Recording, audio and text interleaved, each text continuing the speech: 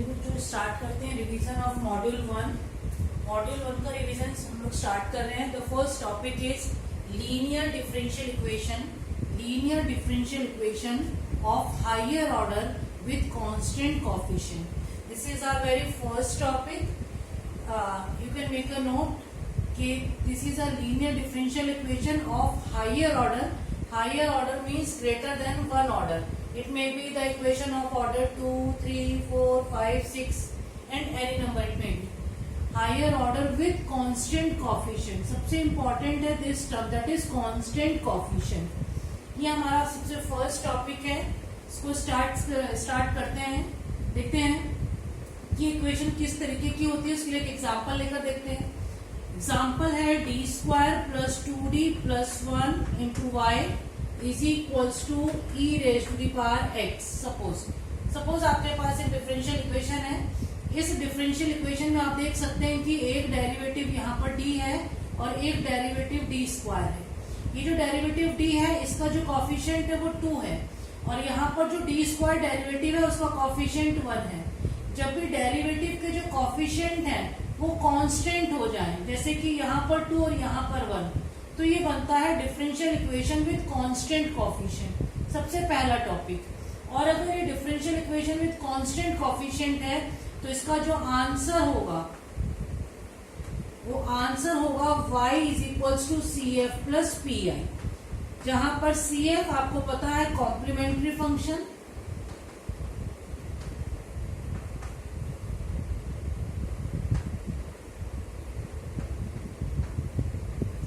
CF is called complementary function and PI is called particular integral.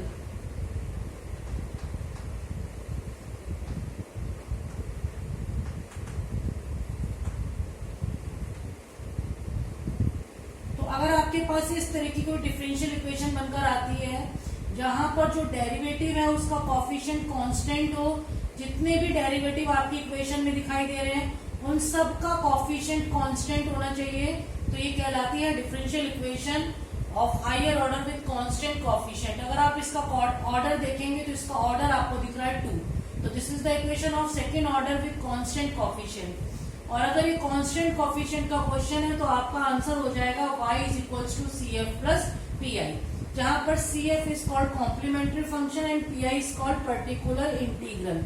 ये भी solution है, ये भी सॉल्यूशन है, ये जनरल सॉल्यूशन है, ये कॉम्प्लीमेंट्री यानी कि पर्टिकुलर सॉल्यूशन है, और इन दोनों को जब हम ऐड करते हैं तो will get the final answer that is y।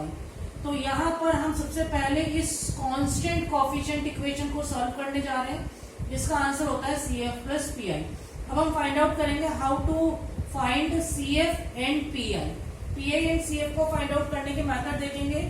सबसे पहले हम अपनी इक्वेशन को दोबारा से नोट डाउन करते हैं और सपोज हमारी इक्वेशन थी D square plus 2d plus 1 into Y is equals to e की पावर एक्स। ये जो आपको इन टर्म्स ऑफ डी ये जो पार्ट दिखाई दे रहा है that is called F D. F D का मतलब है फंक्शन ऑफ डी। जहां जहां पर आप डी को देख रहे हैं that is function of D.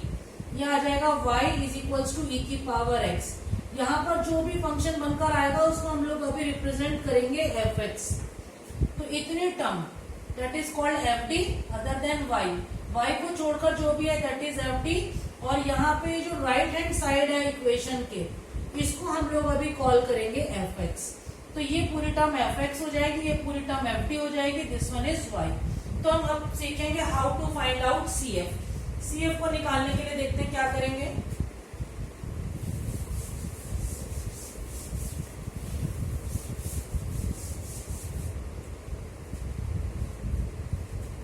हम फाइंड आउट करने जा रहे हैं method to find out C F. C F को निकालना है बच्चों। सी एफ को निकालने के लिए मैं फिर से वही इक्वेशन लिख रही हूँ, D square plus 2d plus Y is equals to E raise to the power X. Suppose आपको इस इक्वेशन का सी एफ निकालना है, तो सी एफ निकालने के लिए सबसे पहला पॉइंट होगा कि हमें कंसीडर करना है सिर्फ और सिर्फ left hand side of the equation. तो हम लिखेंगे consider only left hand side of given equation. सिर्फ लेफ्ट हैंड साइड को लेंगे और राइट हैंड साइड को हम लोग मार्क करेंगे 0।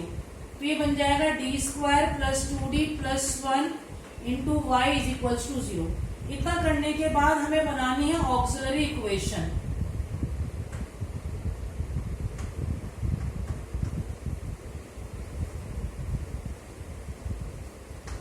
ऑक्सिलरी इक्वेशन बनानी है। इसके लिए हम लोग d को रिप्लेस करेंगे m से और y को रिप्लेस करेंगे 1 से। तो ये इक्वेशन बनकर आ जाएगी m² plus 2m plus 1 is equals to 0। यहां से आपको इसके फैक्टर निकालने हैं, यानी कि इसके रूट्स निकालने हैं। आप देख सकते हैं ये बनकर आ रहा है m प्लस 1 का होल स्क्वायर।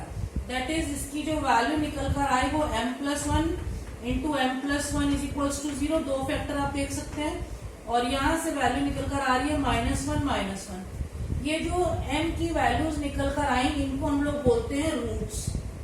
अब ये रूट्स पे डिपेंड करेगा कि हमारा CF क्या होगा। CF को निकालने के लिए देखते हैं कि रूट्स के अकॉर्डिंग CF के कैसे केस बनते हैं। तो सबसे पहले केस 1,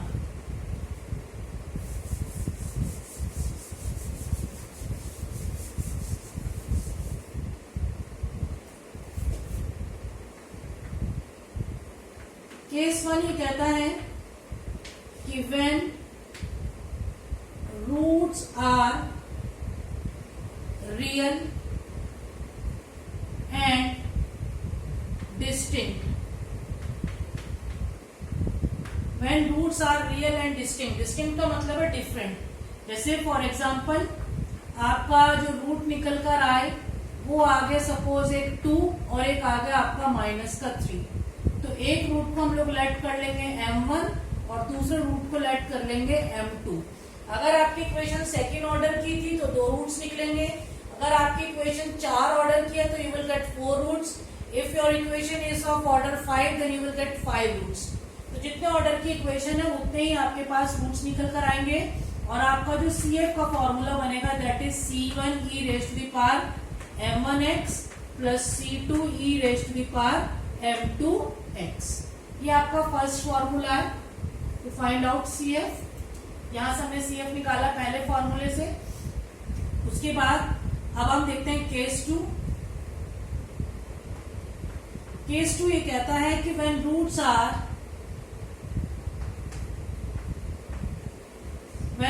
आर रियल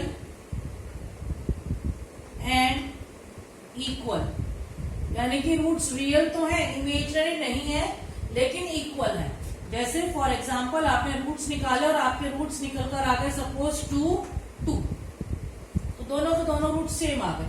तो ऐसे में जो आपका CF बनेगा इन दोनों को आप देख सकते हैं क्योंकि दोनों सेम है तो दोनों का यहाँ पर हम जो वैल्यू रखेंगे दैट इज m। तो हमारा फॉर्मूला बनेगा C1 plus x C2 into e raise to the power mx। ये आपका सेकंड फॉर्मूला हो गया अगर आपके पास 2 रूट है। अगर आपके पास फॉर एग्जांपल 4 रूट आ गए किसी क्वेश्चन में, कोई भी इक्वेशन थी ऑर्डर 4 की और सपोज आपने रूट्स निकाले और रूट्स निकल कर आ गए 3 3 3 3, सपोज 4 रूट्स निकल कर आ गए। तो देखिए आपका CF का फॉर्मूला क्या बनेगा, जितने रूट्स आपके सेम आते हैं उतने ही x की मल्टीप्लाई बढ़ती जाएगी। तो C1 plus XC2 plus x² C3 plus x4 C4 into e raise to the power 3x। ये आपका CF का फॉर्मूला बन जाएगा। आपके जो भी डिफरेंशियल इक्वेशन है वो जितने भी ऑर्डर की है उतने ही नंबर ऑफ आर्बिट्रेरी कांस्टेंट्स आपके CF में दिखने चाहिए। यानी कि अगर आपके पास कोई 4 ऑर्डर की इक्वेशन थी और वहां से 4 रूट्स निकल कर आए, चाहे वो रूट सेम हो या डिफरेंट हो, रियल हो या इमेजिनरी हो, जितने भी रूट्स निकल कर आएंगे आपके CF में उतने ही आर्बिट्रेरी कांस्टेंट्स आने चाहिए, जिसको हम लोग बोलते हैं जर्नल सॉल्यूशन। तो CF हमारा जर्नल सॉल्यूशन है क्योंकि it contains the number of arbitrary constants. ये आपका CF का दूसरा फॉर्मूला। अब जल्दी से देखते हैं इसका थर्ड फॉर्मूला क्या बना।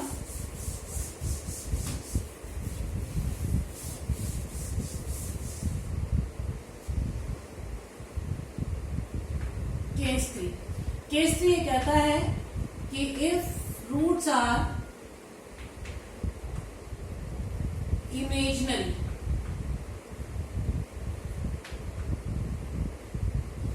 अब आपके जो रूट्स आएंगे वो इमेजिनरी आएंगे। फॉर एग्जाम्पल आपके रूट्स निकल कर आ गए 2 प्लस माइनस 3 आयोटा। इसको हम कंपेयर करा देते हैं अल्फा प्लस माइनस आई बीटा से। अल्फा की वैल्यू 2 और बीटा की वैल्यू आप देख सकते हैं 3 आ गई। ये जब भी रूट्स इमेजिनरी आएंगे तो ये पेयर वाइज आएंगे, यानी कि एक साइन प्लस का होगा और एक माइनस का होगा। और वो इसीलिए होगा क्योंकि जब भी हम ये रूट्स निकालेंगे तो हमें लगाना पड़ेगा श्रीधराचार्य रूल, और ये रूल होता है -b plus minus under the root b square minus 4ac upon twice of a। जब भी आप इस फॉर्मूले से रूट निकालेंगे तो आपके अंडर रूट के अंदर एक नेगेटिव साइन आएगा और यहाँ पर ये प्लस माइनस का साइन आ जाएगा। इसलिए जब भी रूट्स आएंगे ये हमेशा पेयर वाइज आएंगे। तो अगर आपका पेयर वाइज यानी कि इमेजिनरी रूट्स निकल कर आता है तो देखेंगे कि आपका CF क्या बनकर आएगा। तो आपका CF का फॉर्मूला बन जाएगा e raise to the power alpha x C1 cos beta x plus C2 sin beta x। ये आपका फॉर्मूला बन गया है CF। फॉर एग्जाम्पल आपने कोई क्वेश्चन को सॉल्व करा और आपके रूट्स निकल कर आ गए 2 प्लस माइनस 4 आयोटा, और एक रूट आपका निकल कर आ गया है 3 plus minus 6 iota for example. तो आप देख सकते हैं ये भी पेयर वाइज रूट है, ये भी पेयर वाइज रूट है, ये भी इमेजिनरी है, ये भी इमेजिनरी है, लेकिन यहाँ पर अल्फा बीटा की वैल्यू अलग है, यहाँ पर अल्फा बीटा की वैल्यू अलग है।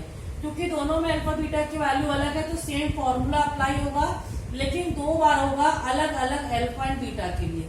तो देखिए आपका CF क्या बनना चाहिए with the help of this formula e raise to the power 2x C1 cos 4x plus C2 sin 4x। पहले ये फॉर्मूला हम लगाएंगे इस वाले रूट के लिए, फिर प्लस का साइन लिखेंगे और फिर से सेम फॉर्मूला लगेंगे, लेकिन अब की बार 3 और 6 के लिए। तो आ जाएगा e raise to the power 3x C3। आपको जो आर्बिट्रेरी कांस्टेंट है इसको आगे बढ़ाना है, इसकी नंबरिंग आगे करेंगे। C1 C2 ऑलरेडी हो चुका है, हम लिखेंगे C3 cos 6x plus C4 sin 6x। इस तरीके से हमारे पूरे के पूरे CF में कॉम्प्लीमेंट्री फंक्शन में C1 C2 C3 C4 कर 4 आर्बिट्रेरी कांस्टेंट्स आ जाएंगे। यह है हमारा केस फोकस 3। अब देखते हैं केस 4।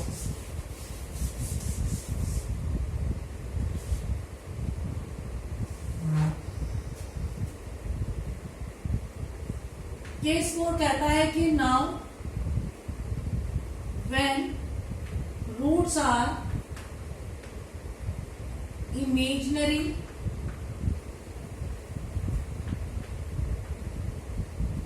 एंड रिपीटेड, यानी कि इक्वल, रिपीट कर रहे हैं।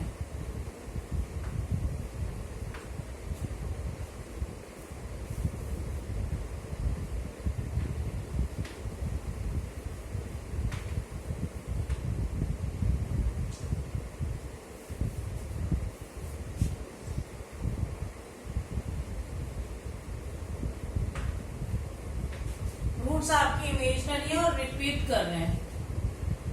देन देखिए हमारा फॉर्मूला क्या बनेगा। जैसे फॉर एग्जाम्पल आपने रूट्स निकाले और रूट्स निकल कर आ गए आपके 2 प्लस माइनस 3 आयोटा और 2 प्लस माइनस 3 आयोटा और 2 प्लस माइनस 3 आयोटा। आप देख सकते हैं टोटल आपके पास 6 रूट है। 1 1 2 3 4 5 6 3 पेयर बने हैं, लेकिन तीनों के तीनों पेयर सेम है। इसमें अल्फा की वैल्यू 2 और बीटा की वैल्यू 3 निकल कर आ रही है। तो ऐसे में जो आपका CF का फॉर्मूला जब भी रूट्स रिपीट होंगे तो ये बन जाएगा e raise to the power alpha x C1 plus x C2।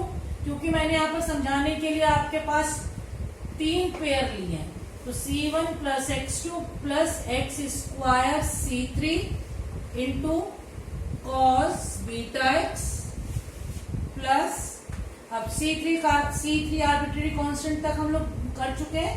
अब यहाँ लिखेंगे C4 plus x C5 plus x square C6 into sine beta x. ये आपका फॉर्मूला बन जाएगा केस 4। इन फॉर्मूलों की हेल्प से आप आराम से निकाल सकते हैं CF निकालने के बाद अब हम लोग यहाँ पर अप्लाई करने जा रहे हैं, फाइंड आउट करने जा रहे हैं PI।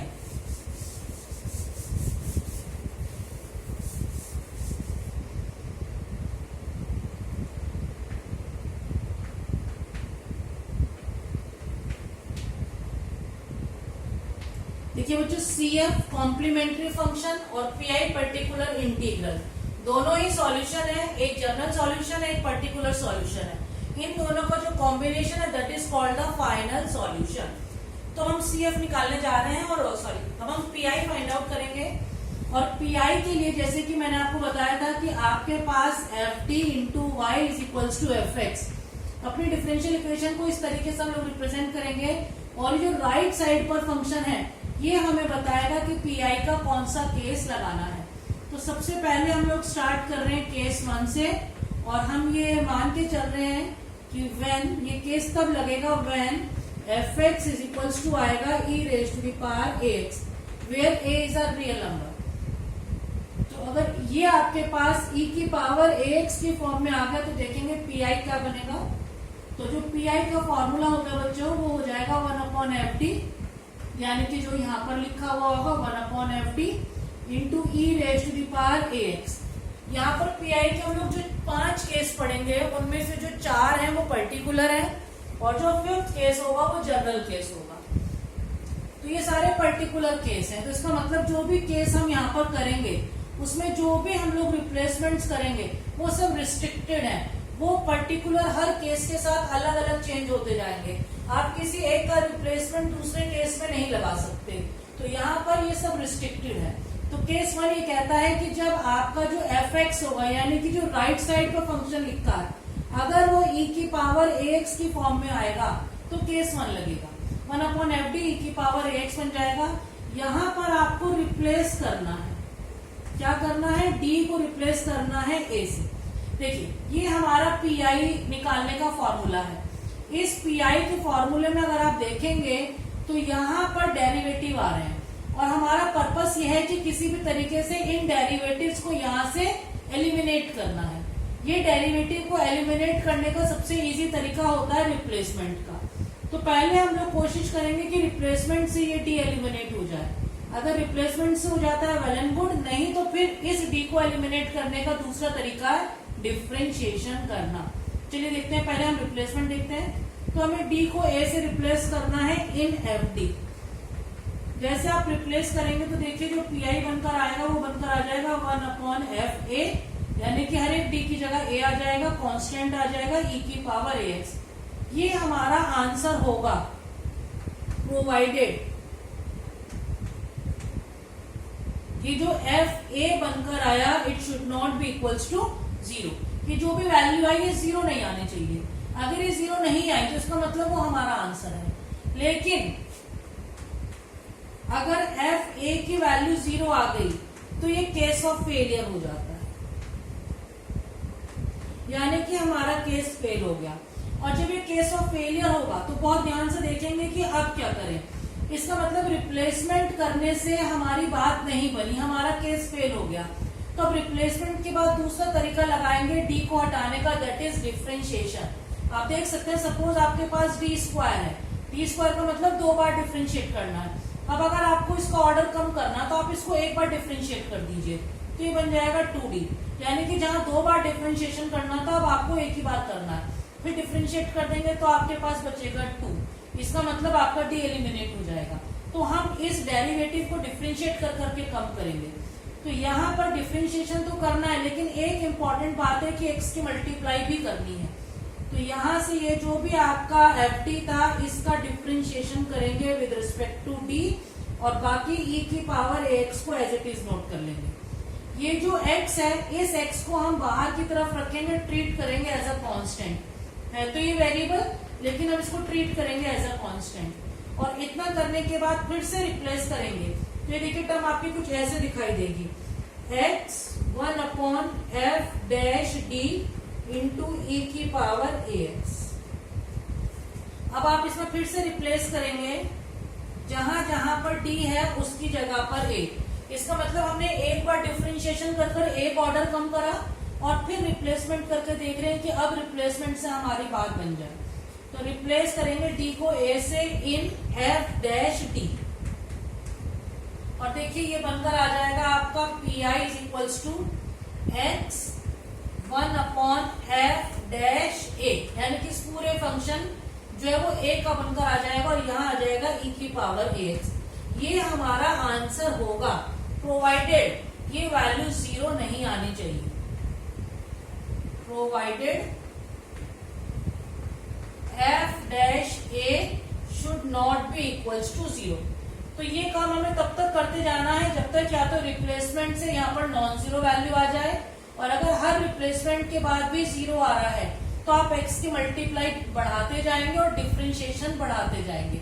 ऐसे करते करते या तो डिफरेंशिएशन करते करते डी खत्म हो जाएगा या रिप्लेसमेंट से कोई नॉन जीरो वैल्यू आ जाएगी। ये आपका केस 1 है। इस केस 1 पर अब हम लोग एक वैल्यू देख लेते हैं, क्वेश्चन देख लेते हैं।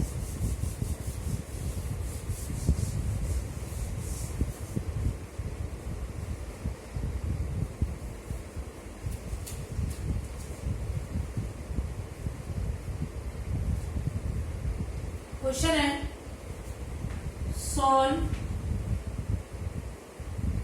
D cube Y upon D X cube minus 3 d2y upon dx2 plus 3 dy upon dx minus y is equals to e raise to the power x plus 2।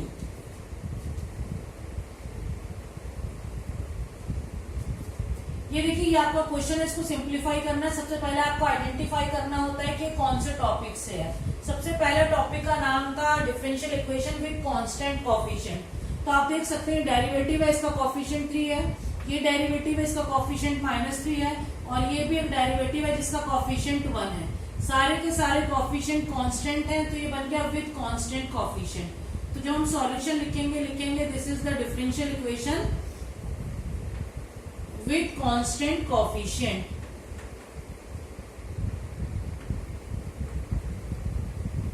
ये विद कांस्टेंट कोएफिशिएंट टॉपिक से है, और इसका जो answer होगा वो हो जाएगा y। y क्यों लिख रही हो बच्चों? क्योंकि आप देखेंगे जो डेरिवेटिव में डिपेंडेंट वेरिएबल है दैट इज y। तो जो भी डिपेंडेंट वेरिएबल होता है हम उसकी वैल्यू निकालते हैं विद